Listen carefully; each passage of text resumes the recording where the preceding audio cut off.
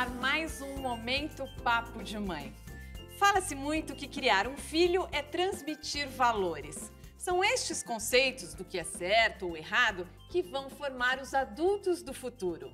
Mas como garantir que nossas crianças cresçam prezando a honestidade, a responsabilidade e o respeito? Estes que são alguns dos valores tão importantes e que parecem tão esquecidos ultimamente por parte da humanidade.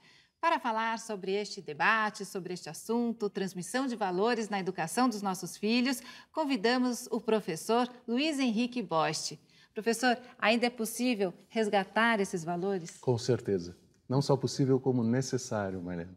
E também convidamos a Maíra, que é mãe do Joaquim, de 8 anos, da Luísa, de 3, e está à espera da Flora. Você está grávida de quanto tempo, Maíra? 7 meses. E quais valores e como você procura passar isso para os seus filhos? Você sabe que isso nunca foi um tema pensado por mim. Eu acho que é um lance natural, né? Eu acho que quando a gente tem valores, preza por isso, naturalmente os nossos filhos vão receber isso, porque é um... Na convivência. Assim. Eu acho que nas nossas atitudes mesmo, do jeito que a gente encara, leva a vida, trata o próximo, resolve um problema, enfrenta uma situação. É uma educação que você recebeu, que você procura passar para os seus filhos, que você acredita? Sem dúvida. E eu acho que com os meus pais, o meu pai, isso acontecia também naturalmente, sabe? Dentro dos valores que ele acredita, isso veio automaticamente para mim e para as minhas irmãs, e eu vejo isso refletido em todas. Cada uma com a sua personalidade, mas eu sinto que é muito poderoso. Educar é muito poderoso. É isso mesmo, Luiz Henrique. Os valores a gente acaba assimilando, a gente acaba se apropriando e depois a gente passa naturalmente o que a gente aprendeu, o que a gente recebeu dos nossos pais. É isso mesmo, Roberta. E é realmente na primeira infância em que isso acontece com maior força. Para tu teres uma ideia, há pesquisas que mostram que com 2 anos de idade, apenas 2 aninhos de idade, as crianças já absorveram a maior parte dos valores da sociedade onde elas estão inseridas. É muito cedo. O que fazer, por exemplo, para que os nossos filhos não cresçam e sejam adultos preconceituosos? Já é nessa infância que a gente pode... É na infância, exatamente, porque... O que nós temos que fazer é não ter preconceitos, como Maíra disse, porque nós vamos passar aquilo que nós somos. Então, os pais devem se preocupar muito com quais são os valores que eles têm em casa, quais os valores que eles realmente acreditam e passar isso para a criança. A criança vai testar esses valores? Vai. Ela vai ir contra? Vai. Mas se os valores forem verdadeiros e perseverantes, ela vai perceber que aquilo é algo no qual ela pode se apoiar. Acho que uma dúvida, né, que os pais têm é justamente de quando começar, né, a passar esses valores tão importantes para os filhos, né? Então, quer dizer, desde que idade você começou a se preocupar com essas questões, Maíra? Eu acho que desde a barriga. Eu acho que desde o projeto de ter um filho e de você se responsabilizar por um ser, porque...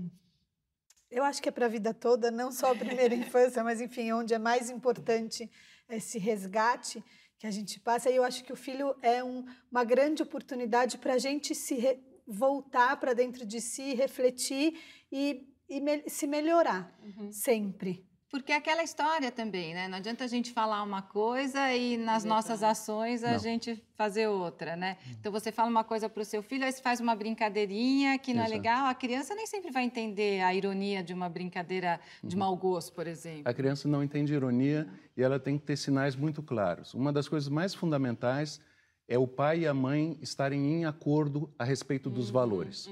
Porque se a mãe diz uma coisa, pode, e o pai diz outra coisa, não pode, como a criança vai adiante? Imagina num semáforo um policial dizendo para passar e o outro fazendo sinal de que não vai adiante. Então isso tem que ser combinado antes. E com relação à idade, uma vez perguntaram para o Bruno Bettelheim, que foi um dos grandes educadores do século XX, quando ele achava que devia começar a educação das crianças. E ele disse cerca de 2 anos e meio antes delas nascerem.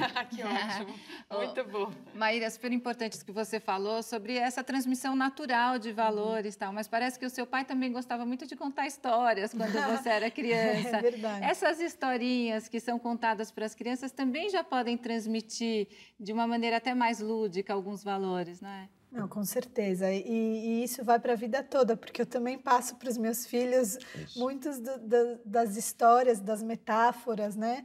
Que o meu pai me contava e conta até hoje.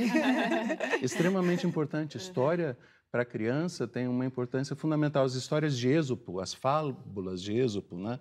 Que já tem aí 2.500 anos, mas são fantásticas. O nosso Monteiro Lobato, o Sítio do Pica-Pau Amarelo. Porque a gente vai pontuando também o que é certo e o que é errado, né? E uma outra coisa também é que a gente vai aprendendo, porque nós não somos perfeitos. Perfeito. Então a gente vai também aprendendo e ensinando para os nossos filhos, né? Olha, a nossa conversa continua no próximo bloco. Fique com a gente aqui no Momento Papo de Mãe.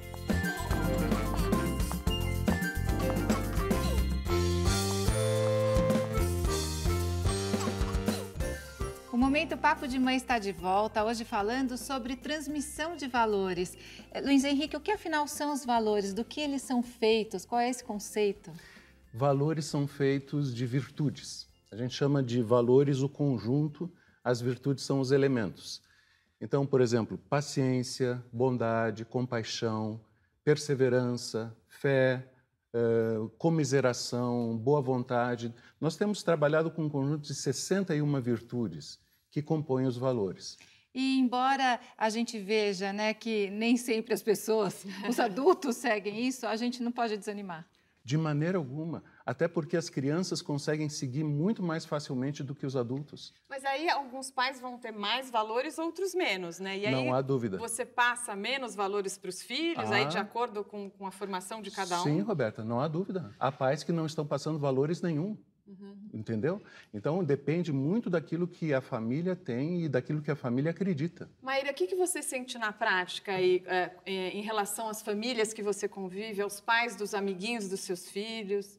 Olha, Roberta, eu agradeço muito assim a minha história junto a meus filhos, porque sempre esteve perto da gente as pessoas necessárias na hora certa, com a conduta certa e ajudando. O meu filho mais velho, Joaquim, é especial, é cadeirante, não anda e vai para uma escola onde eu tenho infinita gratidão e muito respeito. E eu vejo que ali é um ambiente super natural para todas as crianças conviverem com ele. E os amigos da Luísa? E a Luísa? Como que ela vê essa questão e eles veem essa questão do Joaquim? Você sabe que a Luísa nunca me questionou ou me perguntou nada sobre o irmão. É natural, né? É o irmão dela. E ela tem um respeito muito grande ao irmão mais velho, é onde ela se baseia, é onde ela se sente segura. Até hoje, ela nunca quer ir para a escola se o Juca não vai também. Ai, mãe, eu vou sozinha, sabe? Você está nesse ambiente, mas a sociedade ainda tem que evoluir muito nessa questão, né? Isso é um tema fundamental também, porque o ser humano não está acostumado a olhar e ver que não é igual a ele, sabe? As pessoas não estão acostumadas a lidar com as diferenças. Mal sabem elas que são as diferenças que fazem a gente evoluir, que fazem a gente crescer e que fazem uma sociedade melhor e mais saudável. Perfeito. E é aquela história, né? Nenhuma criança ela nasce preconceituosa. Por isso, a responsabilidade que os pais têm, né? Porque todas as crianças, na sua pureza, se elas seguissem nesse caminho de pureza, cresceriam com valores intactos. Mariana. Né? A criança aprende o preconceito muito depois. O nosso mais moço também é especial no sentido de que nasceu com atrofia muscular, nunca teve dificuldade de caminhar, nunca andou de bicicleta. E nós tínhamos medo quando entrasse na escola, né? Como seria. Usando colete de aço para não ficar com a coluna torta. E uma vez a diretora da escola nos chamou, nós até pensamos se tem algum problema acontecendo, né? E ela chamou para dizer que estava impressionada com a quantidade de crianças na escola que tinham colocado o Alexandre como a pessoa em quem eles mais podiam confiar. Olha que bonitinho. bom. Então, quer dizer, foi uma forma de aprendizado, deles evoluírem também, né? Não há dúvida. Os valores, Nunca houve bullying, nunca houve. Mas, Luiz Henrique, é um momento de parar, da sociedade resgatar isso? Será que é o momento de voltar a entender que a gente tem que valorizar o que a gente é, a nossa essência? Mas não há dúvida, Mariana. No Brasil virou costume dizer que o importante é ser feliz. Eu sempre digo isso está está errado. O importante é ser bom. Porque se tu fores bom, tu vai ser feliz e vai fazer os outros felizes. Mas se a tua meta vai ser só ser feliz, tu vai mentir, vai roubar, vai trair e no fim não vai ser feliz e não vai fazer os outros felizes. Porque a gente vê uma sociedade voltada muito para si, né? Um individualismo, um egoísmo, né? Um consumismo. Um consumismo, né? A gente vê muito essa questão. E sabe, Roberto, os pais não podem ter receio de transmitir esses valores, como a Maíra estava dizendo, naturalmente. Porque muitos pais não querem desagradar os filhos ou não querem entristecer os filhos, contrariar os filhos, mas, como Lavoisier dizia, o universo abomina o vácuo. Aonde tem vácuo, alguma coisa vai ir. Se os pais não colocarem valores e virtudes no coração dos filhos, alguém de fora vai vir e vai colocar. E não vai ser o que vocês querem. Essa preocupação de, eu vou falar não, eu vou frustrar meu filho, ele vai ficar triste. Não. Sinceramente, não. Bravo. E nem com o Joaquim. A educação é igual, o tratamento é igual, com as necessidades dele, mas em relação a valores enfim, igual. E uma coisa também que eu acho é que as crianças hoje, eu acho que são o grande potencial para uma mudança boa na sociedade. Então, a grande responsabilidade nossa de pais de crianças e das pessoas que estão planejando ter filhos, acho que a cura de uma sociedade doente que a gente vive hoje está principalmente aí. E não só no que já foi. Isso. O que já foi é muito difícil, eu acho. Maravilhoso. E não perder a esperança, né? Porque Maravilhoso. muitas vezes as pessoas falam assim, mas essa sociedade já está doente, não adianta uma pessoa tentar resgatar os valores e fazer, mas faz a diferença. Faz diferença, né? Porque o bom exemplo é contagioso. Quando uma pessoa faz algo de bom, outra pessoa faz também e isso vai se propagando.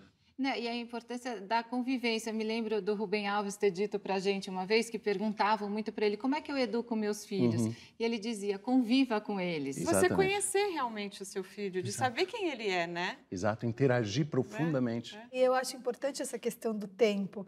Porque eu, por exemplo, sou uma mulher que trabalha de manhã, de tarde, de noite, viajo pra caramba, tenho pouco tempo com os meus filhos, mas eu sei que o tempo que eu tenho com eles, ele é de qualidade. Única e exclusivamente deles. Isso. Maíra, muito obrigada pela presença aqui no Momento Papo de Mãe. Obrigada a vocês.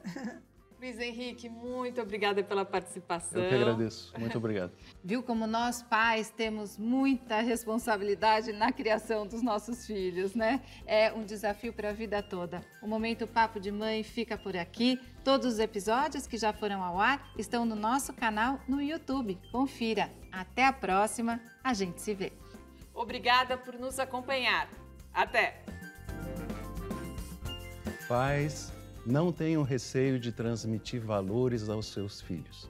Valores compostos de virtudes. Se vocês possuem esses valores em casa, transmitam aos filhos para a felicidade deles e do mundo.